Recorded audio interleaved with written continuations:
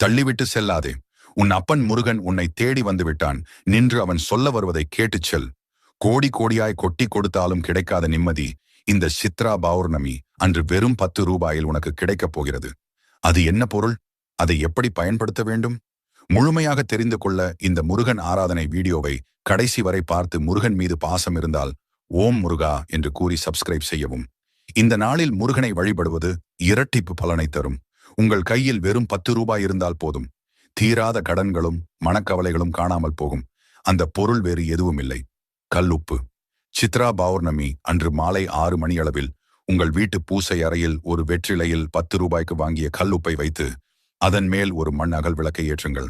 அந்த விளக்கின் ஒளியில் முருகனின் திருவுருவத்தை பார்த்து ஓம் சரவணபவா என்று 108 முறை மனதார வேண்டிக் கொள்ளுங்கள்.